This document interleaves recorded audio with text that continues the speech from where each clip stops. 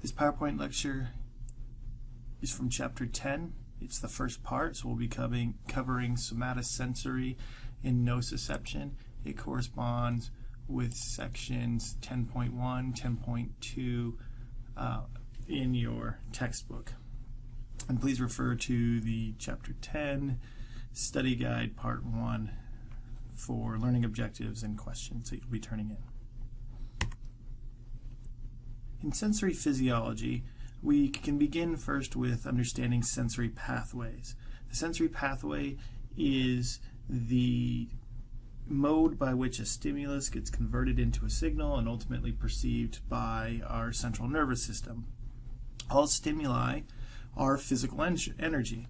That physical energy can be in different modalities and different forms, but that stimulus, that physical energy, if it comes in contact with what we call a sensory receptor, then we can transduce that signal.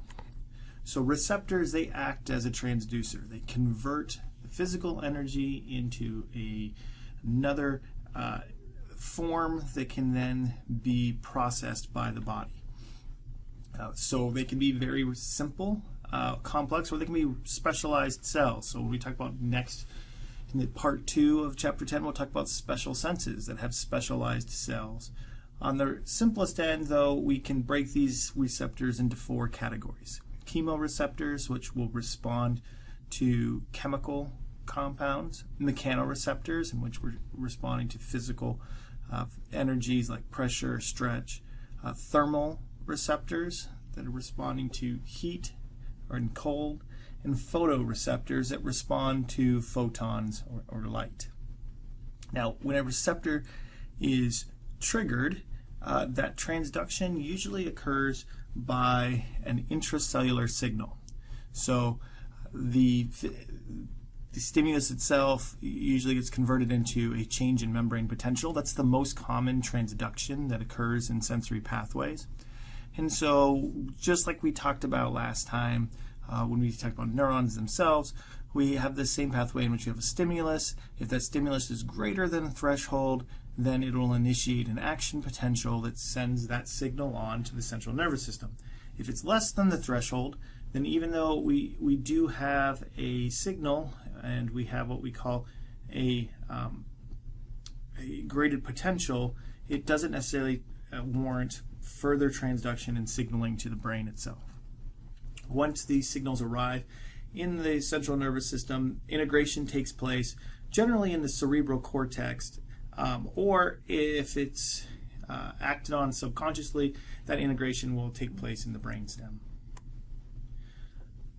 Signal transduction, this conversion of energy into information that can be readily read by the central nervous system, takes place by either ion channels or secondary messenger proteins that initiate a membrane potential change. So what that means is that a stimulus is either going to open an ion channel or it's going to activate a secondary messenger protein that will initiate that membrane potential itself.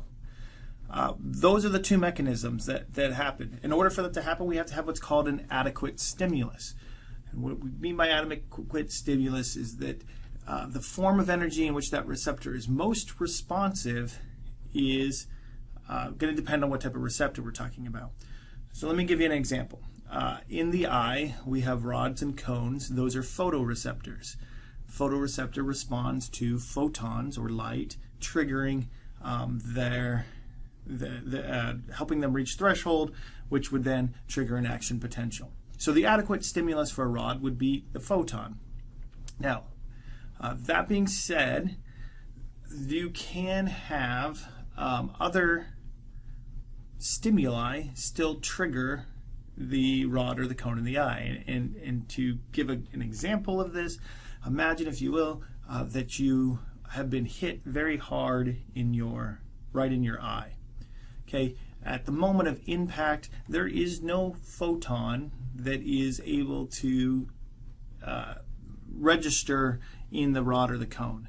So when you get smacked right in the eye, what happens? Generally, people will see a bright light. You get that I mean, even if you closed your eyes and you pushed on your eye very hard, you'd start to see kind of what would appear as a light. Why does that happen? Well, even though the adequate stimulus is, say, a photon, and a photon is a molecule, it's a high energy molecule, but if you exerted enough pressure on that rod, you could also trigger the stimulus. So a pressure, well, it's not the adequate stimulus, it can still work if there's a great enough amount of it in this case.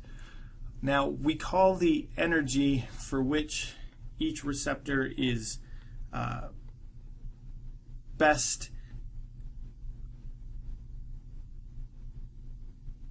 Now, we call the energy to which each stimulus is most responsive its modality. Additionally, these sensors all have minimum thresholds that have to be met. So it's easier for the rod to meet that minimum threshold with just a photon of light bouncing off it. However, if enough pressure is applied, that minimum stimulus can still be met. It'll send an action potential to the brain, and that's why we register as seeing a bright light when we get hit, even though there was no light that was perceived. The brain, that region of the brain, just recognizes action potential must mean light. Okay, we also have what are called receptor potentials, in which we change that sensor's membrane potential once we hit that threshold. So this is a receptor potential, for all intents and purposes, is the exact same thing as a graded potential. Okay, we're just in a receptor cell, so we call it a receptor potential. All receptors have what we call a receptive field. This is the area around that particular sensor that can be triggered, or if we have a stimulus within that area, results in the neuron being activated.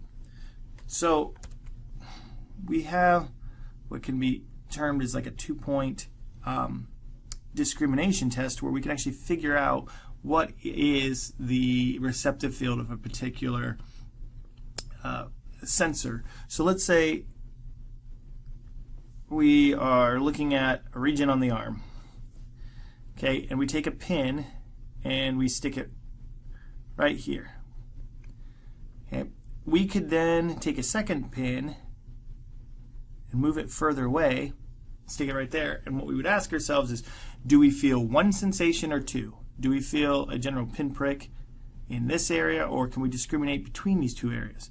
And as we are able to discriminate between two areas, we can move closer and closer to the first pin, and at the point at which we can no longer, so let's say we put it right here, and at this point we can no longer distinguish between these 2 points, it just feels like it's kind of in the same place, that would mean that this is our receptive field. Okay, anything outside of it will not be, the stimulus will not be great enough to trigger the neurons found within the receptive field. Now, what generates a receptive field is the convergence of our primary neuron that's attached to the sensor itself and the secondary neuron that then enlarges that receptive field. We'll come back to this convergence in a minute. How does this information then become integrated in the central nervous system? Well, sensory information is going to be carried to the brain in one of two ways. Either it'll be carried via the spinal cord and the ascending pathways within that to the brain, or it will be carried directly to the brainstem via the 12 cranial nerves. Each major division of the brain processes one or more types of sensory information. We talked about that in Chapter 9, how we have our temporal, parietal, occipital, and frontal lobes that are all processing different sensory information. If we extend this to what we call our visceral reflexes, these are the most primitive reflexes in which we're not truly conscious about. It's those knee-jerk reactions. Those are integrated in the brainstem or the spinal cord directly. We don't ever bring them in to the cerebrum for conscious perception. Those that have what we call a perceptual threshold. So if the level of stimulus is so great that it becomes necessary to be aware of that particular stimulus, then that reflex is carried further into the brain, into our perception, into the cerebrum, to where we perceive it, and that location then makes us aware of it. So that's why we can have a knee-jerk reaction without necessarily feeling any pain. But if we hit that same spot much harder, we would not only have the reflex reaction, but we'd also perceive that there's pain. This begs the question, if all stimuli are converted or transduced to action potentials, and all action potentials are identical, right? They're just a change in membrane potential that is the same for all neurons. How can the central nervous system distinguish between different stimuli? And the answer to this question comes on or depends on where those neurons terminate within the brain. So our brains have been mapped, or they are mapped, to where specific neurons terminating in certain areas are perceived differently, even though the stimulus is the exact same, in the sense that, or I shouldn't say the stimulus, the signal is the exact same. It's just an action potential coming into that region of the brain. That region of the brain knows, hey, if I get triggered, this means this. Again, going back to my example of getting punched in the eye, we're sending an action potential that was induced by a physical force, but that action potential travels down the optic nerve, goes into our optic cortex, and therefore the brain perceives it as light, even though there was no light when my fist made contact with the eye.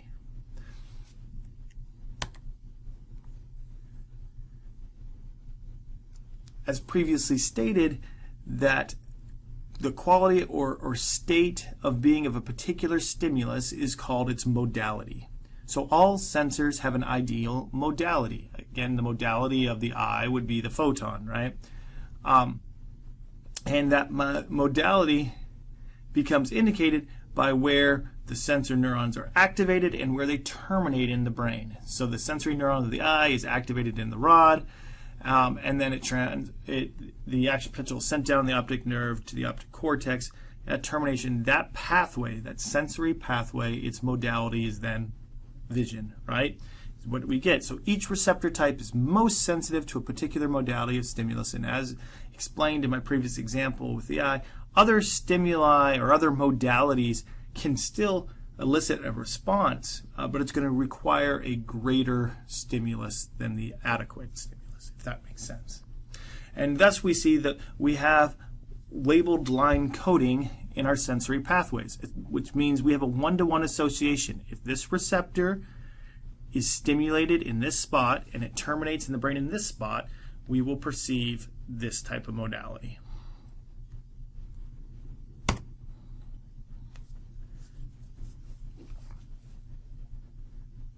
Now, the location of the particular stimulus can further be isolated by utilizing receptive fields and lateral inhibition. So all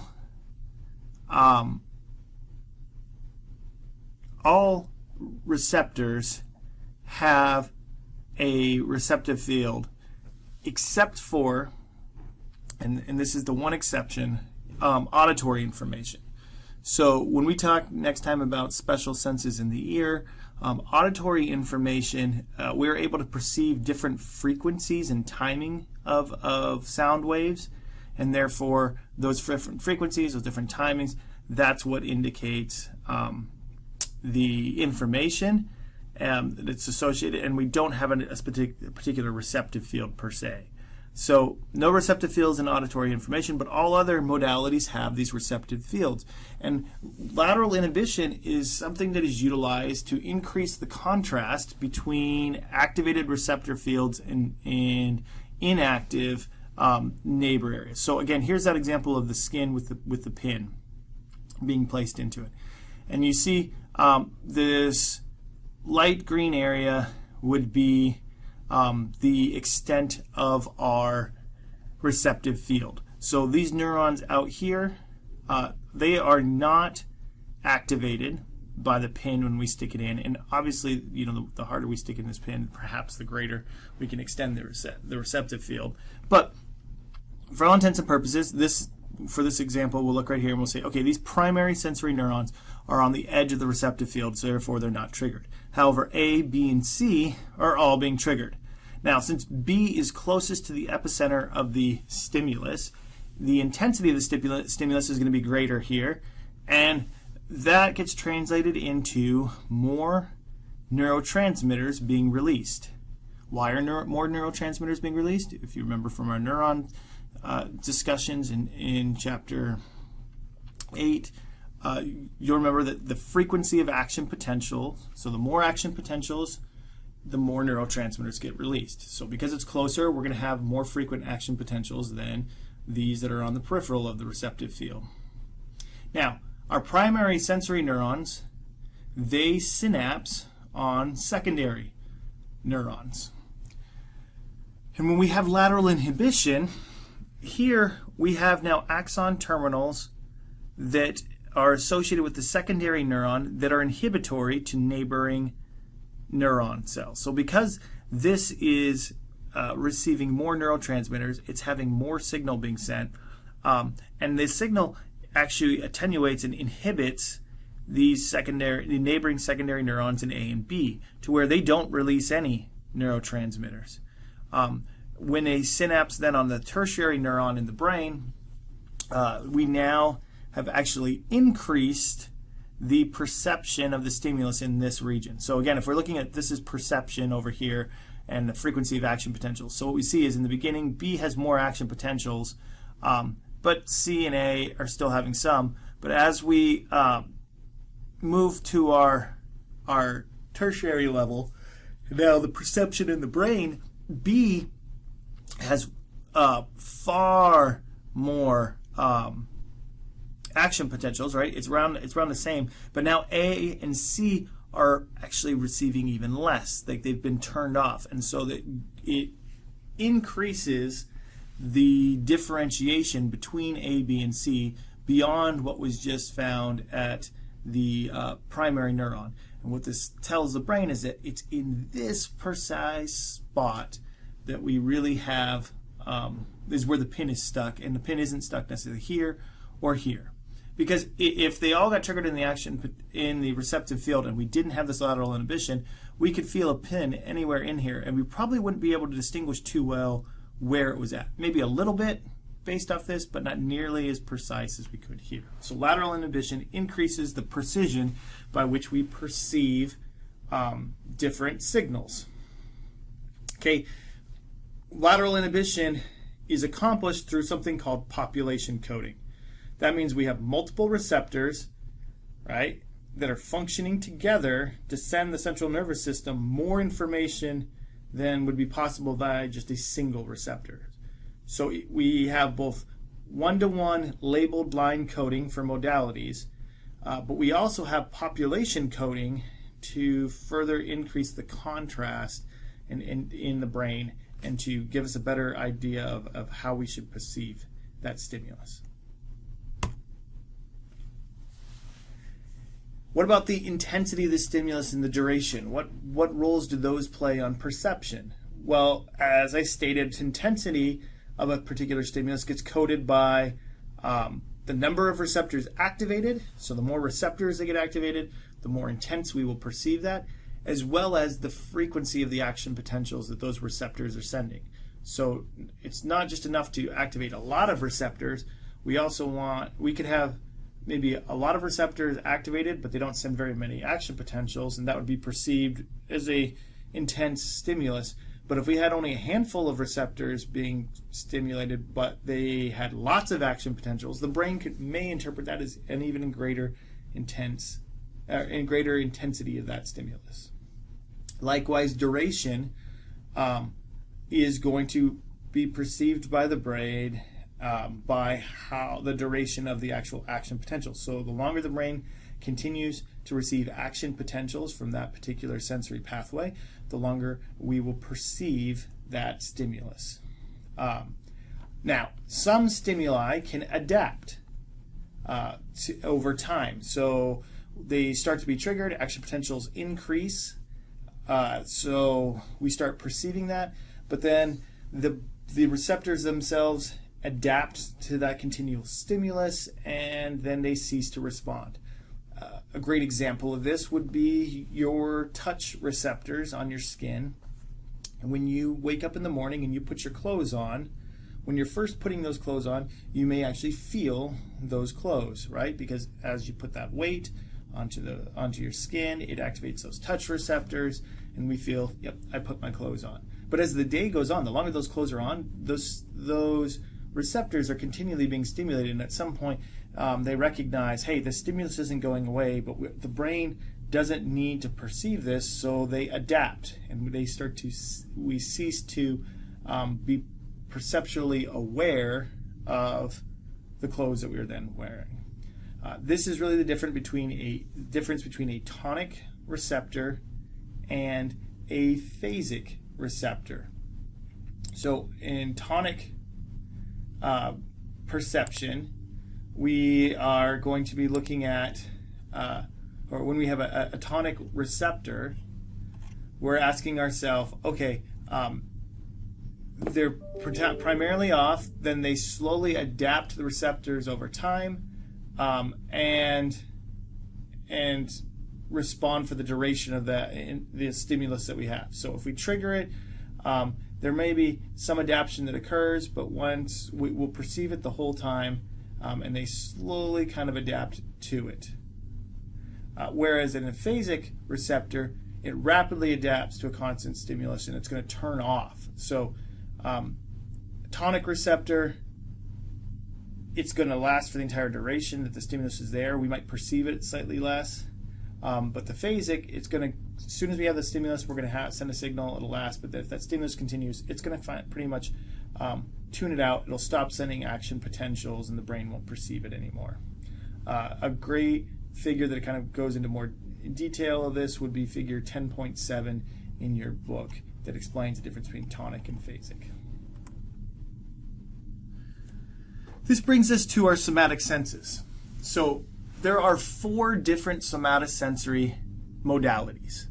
There is touch, there is proprioception, temperature, and nociception. Nociception is the modality in which we perceive pain and itch, and we'll talk a little bit more about that in a minute. The sensory pathways for somatic perception are twofold. So the modalities that fall within what we call fine touch are proprioception, and proprioception is really that sense of our relationship to where we are, whether we're upside down, right side up, balance, that all kind of falls into proprioception. So fine touch, proprioception, and vibration. What we see in these ones is the neurons themselves. We have our primary neurons. They will enter into the ascending pathways, and their first synapse will occur in the medulla of the brain. From the medulla, our secondary neurons will then travel to the thalamus, where we'll have another synapse with our tertiary neurons, and the tertiary neurons will then go to the primary somatic sensory cortex for perception. Okay, now our other modalities, so nociception, pain, temperature, and then coarse touch, these modalities have a different pathway. So their first synapse actually occurs in the spinal cord, and the reason for that is a lot of these perceptions will actually have reflex responses associated with them as well. So there's an integrating center. The first integrating center is going to occur in the spinal cord, and we can have reflex response if needed. And then it will bypass the secondary neuron, will bypass the medulla, and it'll go to the thalamus, where it'll synapse with the tertiary neuron that then goes to the primary somatic sensory cortex. Hey, make sure you know which ones of these modalities, where the primary, secondary, and tertiary neurons will synapse.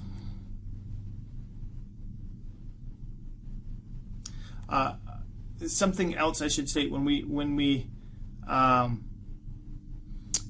talk about these pathways, you'll notice that there's a cross that occurs. So something that's perceived on the left side of the body, if it's in pain, that cross occurs early in the spinal cord and will ascend on the other side. If it's fine touch, proprioception, vibration, the cross occurs in the medulla or after the medulla. But somatic sensory senses on the left side of our body will move to the right hemisphere of our brain. It'll be vice versa on the left side of our body. It would move over to the right side of our brain. That's right. So we have this cross. I can't remember if I just confused those two in what I was saying. Left goes to the right side of the brain. Right goes to the left side of the brain. Okay.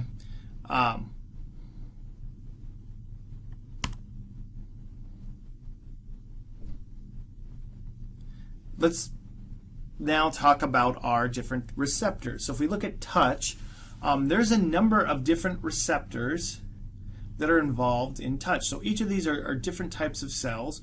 For touch receptors, we have about 5 different receptors. Some of those could be what we call free nerve endings, in which we just have a nerve ending and the dendrites kind of extend from the soma of the cell into the epithelial cells of the skin.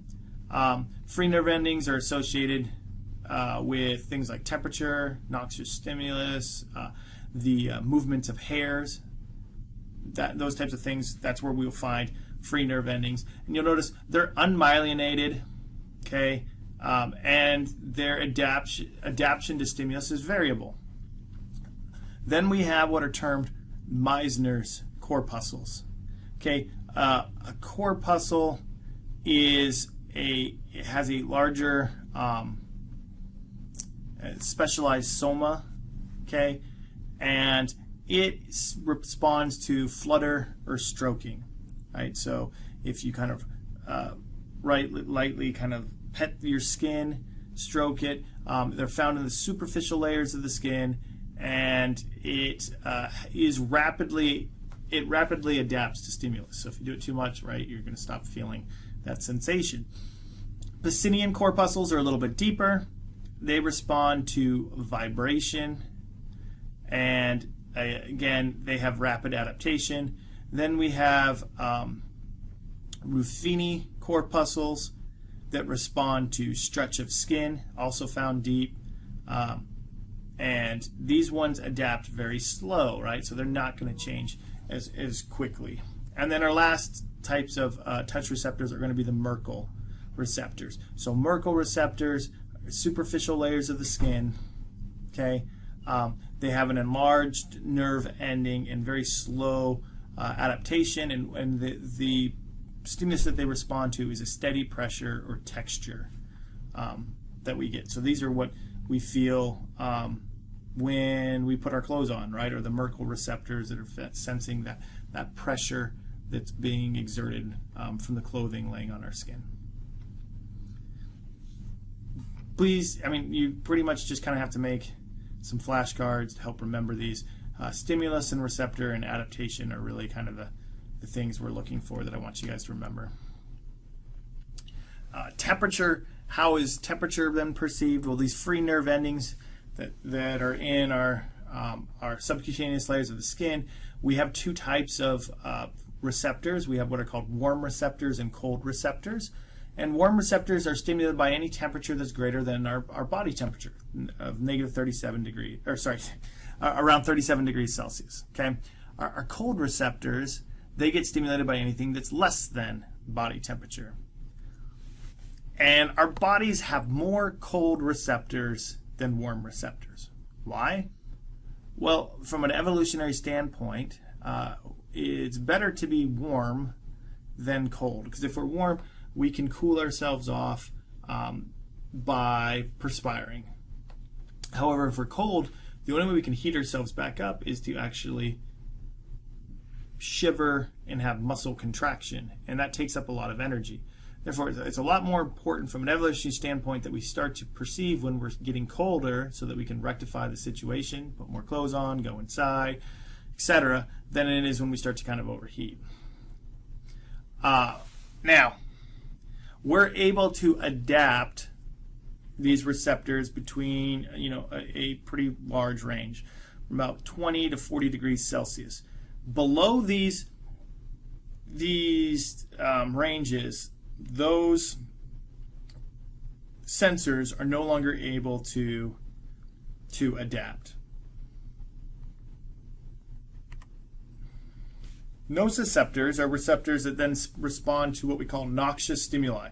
A noxious stimuli is any stimulus that could destroy or damage cells. So those could be mechanical, chemical, thermal, etc. Okay, so these get basically the destruction of cell tissue is what would trigger nociceptors if you have a stimulus great enough to do that. It's not the cells themselves that send the signal. These are specialized nerves, but again, they pick up on those types of stimuli that the body has identified as being harmful to tissues.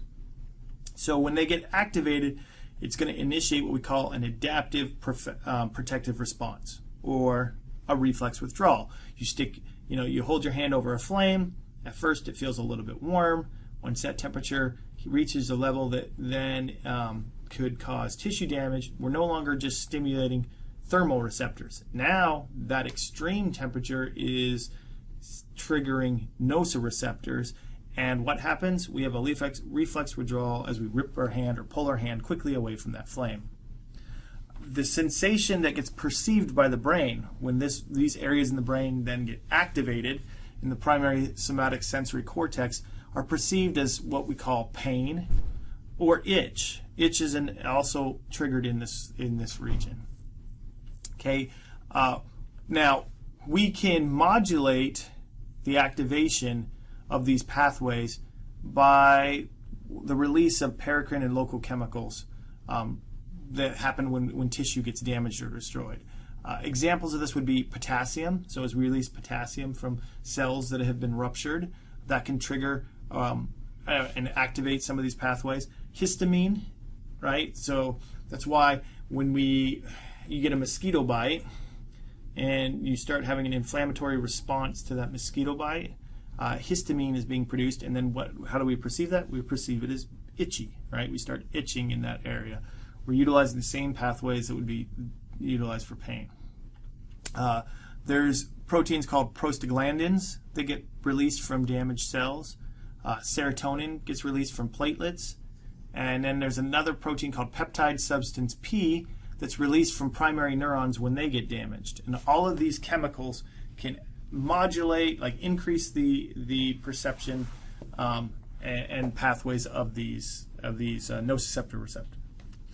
There's two pathways that nociceptor perception occurs by. We have that reflex protective response, and this is in which that primary neuron goes into the spinal cord, and then you remember it's synapses in the spinal cord, and so we'd have an interneuron at that synapse that then goes to a somatic motor neuron that causes the reflex withdrawal.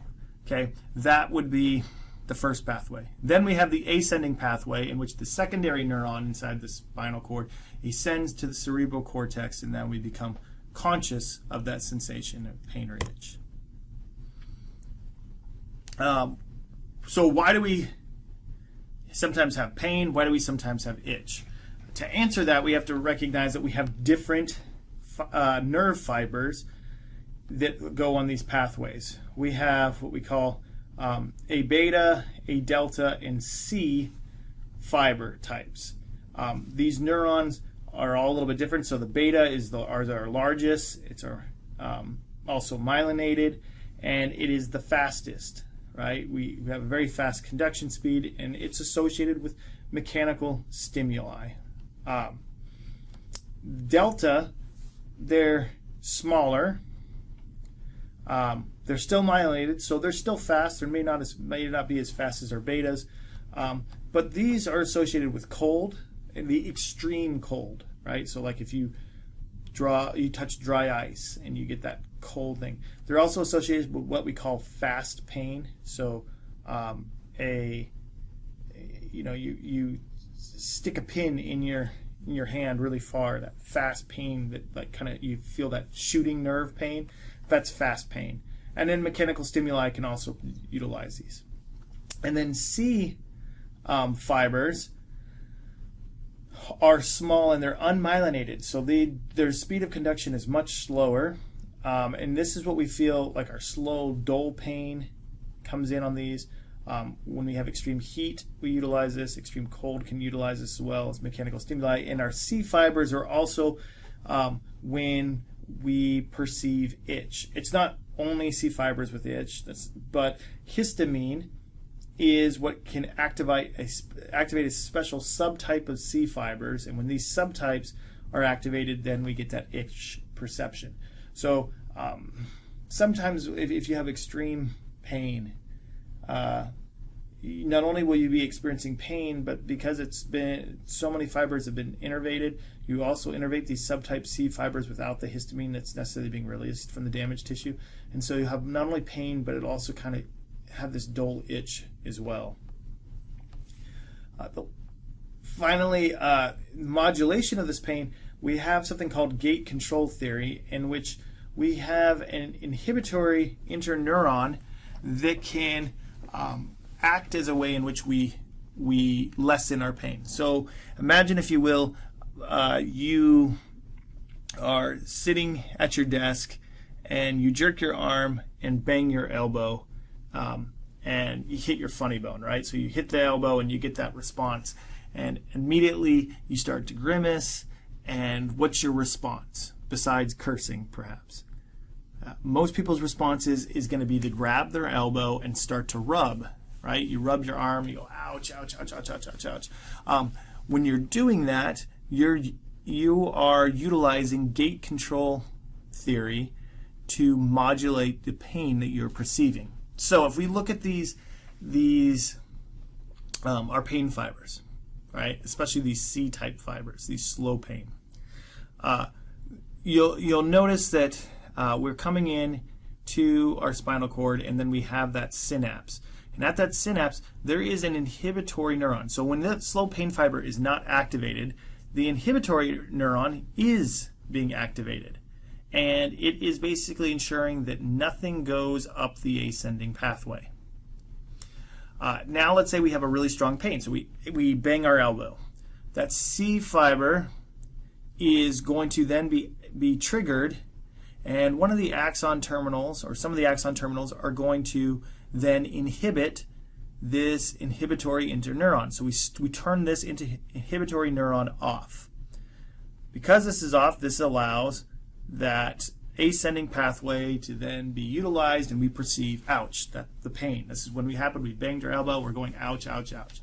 At the same time, now we start to stimulate beta fibers by touch, non-painful mechanical stimulus. So we start rubbing our elbow, we're saying ow, and what that does is activate these fibers, and these fibers will then trigger and stimulate the inhibitory neuron. So it's still being inhibited by the C fiber, but we're also countering that inhibitory membrane potential with an excitatory membrane potential. And so we start to kind of utilize this inhibitory neuron a little bit, which lessens the amount of action potentials being sent on that ascending pathway. And thus we are attenuating, we're lowering the pain that we feel. So gate theory is proof positive that, like, okay, so when a little child falls and skins his knee, starts to cry, and the mom comes up and gives him kisses on the knee or blows on the knee, that's why it feels better. It's not purely just a mental thing of, oh, my mom loves me, I'm good. No, that, blowing is triggering these alpha or these A beta fibers, and giving kisses triggers those A beta fibers, which lessens the perception pathway of that pain that we perceive. Really cool mode by which we can kind of diminish our pain. So next time you hurt yourself, rub like crazy, right? Other types of pain that we can feel. We have some other pains that are a little bit, they get triggered in different ways than, say, from some of the nociceptors that we've been talking about. One of those is what we call deep somatic pain. This is muscle pain. you work out really hard, you're lifting lots of weights, and you feel that burn. That's caused by anaerobic metabolism. A lot of times you'll hear people say, oh, you build up a lot of lactic acid. Yeah, lactic acid plays a small role, but not in why you have muscle burn. Okay, what is causing that muscle burn is potassium. You have a lot of metabolite potassium that has been released from your cells, and that enhances our pain response. And so pathways then get initiated and you feel, oh yeah, it hurts. Another type of pain is what we call ischemia, in which you get this when we have a lack of blood flow to our skeletal or cardiac muscles. This is one of the common symptoms of a heart attack, as heart attack occurs when you have a blockage in your coronary arteries that are supplying blood to the heart, and someone might start feeling at first a dull pain and then maybe a sharp pain in their chest. That is ischemia. The tissue isn't getting blood, and so as the tissue starts to die, it's releasing its prostaglandins, and that triggers that feeling of pain deep in the heart. We can also get what's called referred pain or visceral pain.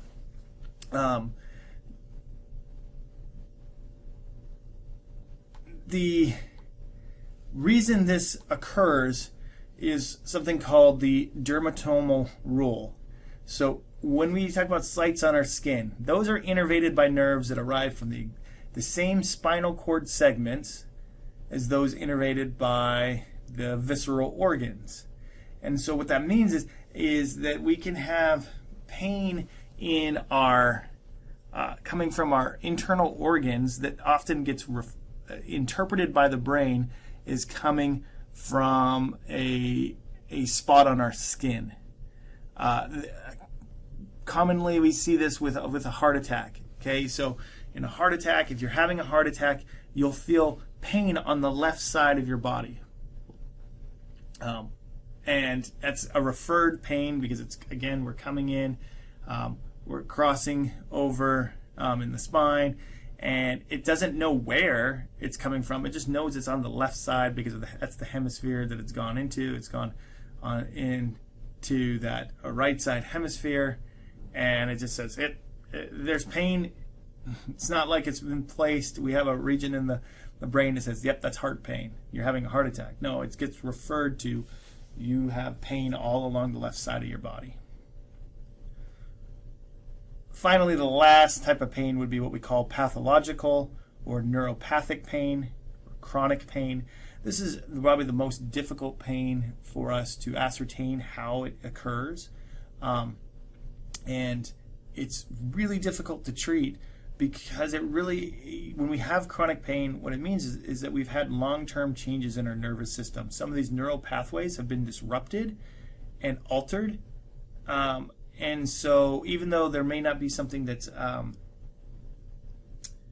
necessarily getting triggered that causes that pain, the brain is still perceiving pain.